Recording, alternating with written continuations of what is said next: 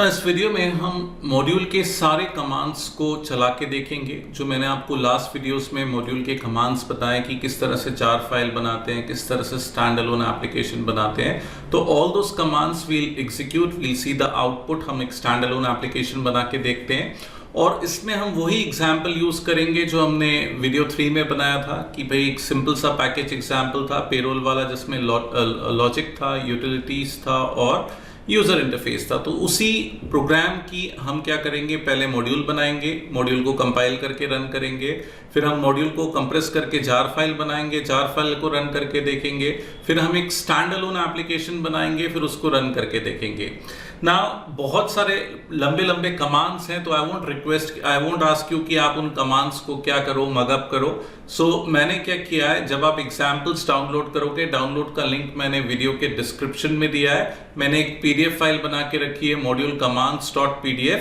जिसके अंदर मैं ये सारे कमांड्स लिख के दे रहा हूं। आप चाहो तो कमांड्स को देख सकते हो, कॉपी पेस्ट कर सकते हो, लेकिन दैट विल हेल्प यू, क्योंकि एक एक डॉट लगाने या एक स्पेस में भी प्रॉब्लम आती है, तो इट्स एडवाइसेबल कि हम इसको कॉपी पेस्ट करके यूज करें, है ना। और अगर आप याद करते हैं, बहुत अच्छी बात है, याद करना तब जरूरी हो जाता है, पर्टिकुलरली जब आप सर्टिफिकेशन वगैरह के लिए करते हैं। तो भाई ये देखिए स्टेप्स लिखे हैं मैंने। सबसे पहला स्टेप क्या है, आपको एक फोल्डर बनाना पड़ेगा in.vedisoft.mymodule। मैंने पहले ही बताया कि भाई मॉड्यूल नाम का फोल्डर बनता है। मॉड्यूल का फोल्डर कुछ इस तरह का होता है। तो मैंने क्या किया, अपने एग्जाम्पल्स में राइट क्लिक करके न्यू करके मैंने एक फोल्डर बना लिया। क्या नाम है मेरे फोल्डर का, in.vedisoft.mymodule। ये मैंने क्या बना लिया, मॉड्यूल का फोल्डर बना लिया ना। इस फोल्डर के अंदर भाई कोई भी मॉड्यूल बनाते हो, मॉड्यूल के अंदर एक फाइल होना जरूरी है। क्या नाम है उस फाइल का, module info.java।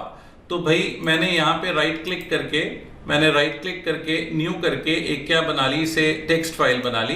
अभी मैं टेक्स्ट फाइल बना रहा हूं, फिर मैं इसको रीनेम कर दूंगा। तो मैंने फाइल बना ली module-info.java।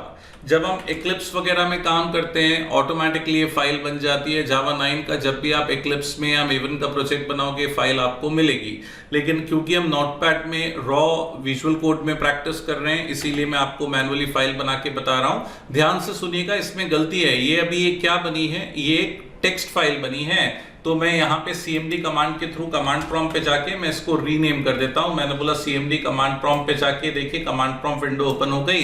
तो मैं इसको क्या कर देता हूँ, रीनेम कर देता हूँ module-info.java.txt से module-info.java। तो ultimately what exactly I have done, मैंने इसको रीनेम करके क्या कर लिया, एक जावा फाइल बना लिया। अब इसके अंदर मेरे को बताना पड़ेगा कि मेरा मॉड्यूल कौन कौन से मॉड्यूल को यूज करता है, उसको हम किसके थ्रू बताते हैं, रिक्वायर्ड्स के थ्रू। और मेरा मॉड्यूल कौन कौन से पैकेज की क्लासेस को एक्सपोर्ट करता है। तो मॉड्यूल में दो ही कमांड्स होते हैं, एक्सपोर्ट्स और रिक्वायर्ड्स।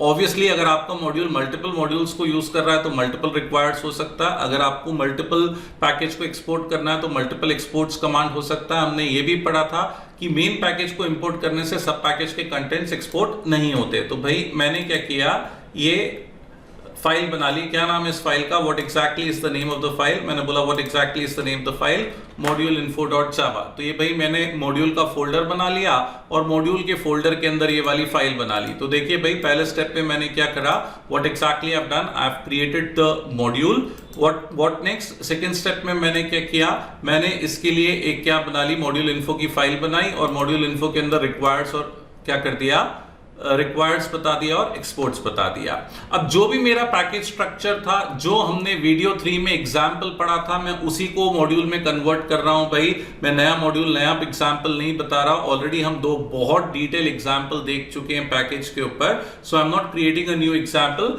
आप चाहो तो कोई भी एग्जाम्पल यूज कर सकते हो। मैं कौन सा एग्जाम्पल यूज कर रहा हूं, ये देखिए भाई मैंने ऑलरेडी आपको ये फर्स्ट एग्जाम्पल बताया था। तो मैंने इस फर्स्ट एग्जाम्पल को कॉपी कर लिया। काय के अंदर, मॉड्यूल के अंदर। मैंने बोला काय के अंदर, मॉड्यूल वाले फोल्डर के अंदर। मेरे मॉड्यूल फोल्डर का नाम क्या था, in.vedisoft.mymodule। तो हम थर्ड स्टेप पे आ गए, copy the first example with in in.vedisoft.mymodule folder. तो आपने क्या कर लिया, ये मॉड्यूल, आपका मॉड्यूल तैयार हो गया। अब हम अलग अलग कमांड चलाएंगे। मैंने बोला भाई मॉड्यूल बनाने का मतलब क्या है, एक डायरेक्टरी बनाना और एक फाइल बनाना। मैंने बोला मॉड्यूल बनाने का मतलब क्या है, केवल आपको मॉड्यूल का एक फोल्डर बनाना पड़ता है और उसके अंदर एक सिंपल सी फाइल बनानी पड़ती है module-info.java, जिसमें दो ही कमांड्स होते हैं, एक्सपोर्ट्स और रिक्वायर्ड्स। एक्सपोर्ट्स बताता है कौन कौन से पैकेजेस को एक्सपोर्ट करना है, रिक्वायर्ड्स बताता है कि ये मॉड्यूल कौन कौन से दूसरे मॉड्यूल्स को यूज कर रहा है। अब भाई बहुत सारे कमांड्स हैं, तो मैंने यहाँ पे कमांड्स लिख के रखे हैं और ये कमांड्स मैंने लास्ट वीडियो में बहुत डिटेल में बताए हैं। अभी मैं इनको ट्रिगर करके चला के बता रहा हूँ कि देखो भाई ये कमांड चलते हैं और अब इस तरह से स्टैंड अलोन एप्लीकेशन बना सकते हो। तो ये कमांड्स के लिए हमको कमांड प्रॉम्प्ट पे जाना पड़ेगा। तो मैंने यहाँ पे अपने फोल्डर के अंदर CMD लिखा। CMD लिखने से मैं कहाँ पर आ जाऊंगा, कमांड प्रॉम्प्ट पे। तो देखिए भाई मैंने कमांड प्रॉम्प्ट वाली विंडो ओपन कर ली है।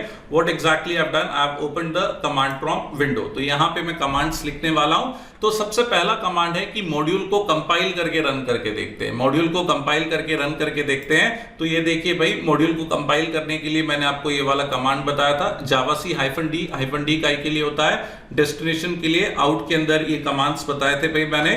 तो इसको हम क्या करते हैं, यहाँ पे पेस्ट करके रन करते हैं। तो what exactly it's going to do, है ना, यहाँ पे एरर दे रहा है। हाँ भाई एरर क्या दे रहा है कि ये मॉड्यूल नहीं मिल रहा। तो इंपॉर्टेंट पार्ट ये है कि कमांड चलाने के लिए आपको मॉड्यूल से बाहर आना पड़ेगा। मैंने बोला कमांड चलाने के लिए, तो ये देखिए CD ...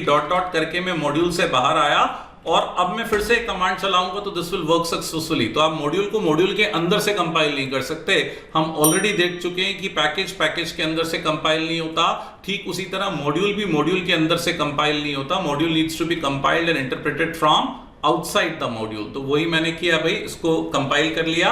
कंपाइल करने से ये देखिए एक आउट नाम का फोल्डर बन जाएगा जिसमें केवल क्लास फाइल्स होंगी, इसमें कोई जावा फाइल्स नहीं होंगी। ये देखिए केवल it will contain only the class files, it won't contain any Java files. तो ये देखिए भाई मेरा मॉड्यूल बन गया। कौन से फोल्डर में बन गया, आउट फोल्डर में बन गया। तो पहला स्टेप हो गया, हमने मॉड्यूल को कंपाइल कर लिया।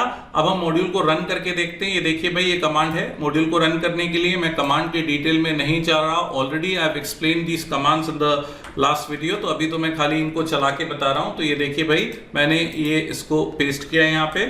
मैंने बोला इसको कॉपी पेस्ट करते हैं, कॉपी नहीं हुआ शायद, है ना। इसको फिर से मैंने कॉपी किया और यहाँ पे मैं कमांड प्रॉम्प्ट पे इसको क्या करता हूँ, पेस्ट करता हूँ।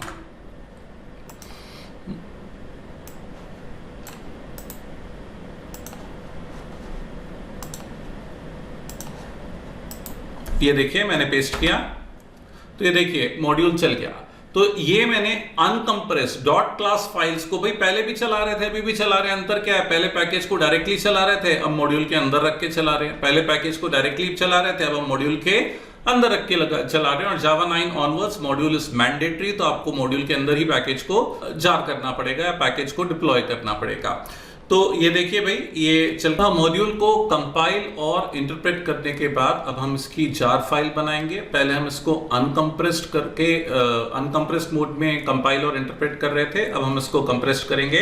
तो ये देखिए भाई मैंने कमांड लिख के रखा है ना। फिर से बोलूंगा इट्स नॉट पॉसिबल कि सारे इतने लंबे कमांड्स याद करें, है ना, लेकिन भाई एक आइडिया हो कि how exactly Eclipse in Visual Code भी and NetBeans works in the background. तो ये देखिए भाई मैंने इसकी जार फाइल बनाई। तो ये क्या करेगा, देखिए भाई what exactly is going to do, यहाँ पे it is going to create a jar file. ये देखिए आउट फोल्डर बन गया और आउट फोल्डर में इसकी क्या बन गई, जार फाइल बन गई। आउट फोल्डर बन गया, आउट फोल्डर में इसकी जार फाइल बन गई। अगर आपको जार फाइल को कमांड चला के देखना है, मैंने बोला अगर आपको जार फाइल को चला के देखना है तो आप क्या कमांड लिख सकते हैं, java-jar। मैंने बोला क्या कमांड लिख सकते हैं, java-jar। तो ये देखिए भाई ये अब मैं जार फाइल के अंदर से प्रोजेक्ट को चला रहा हूं। तो पहले मैंने अनकंप्रेस्ड फाइल से चला के बताया। ये देखिए यहाँ पे मैंने अनकंप्रेस्ड करके अनकंप्रेस्ड मोड में चलाया था क्लासेस फाइल से, फिर मैंने कंप्रेस करके जार फाइल बना दी। अब मैंने जार फाइल से इस प्रोजेक्ट को चलाया।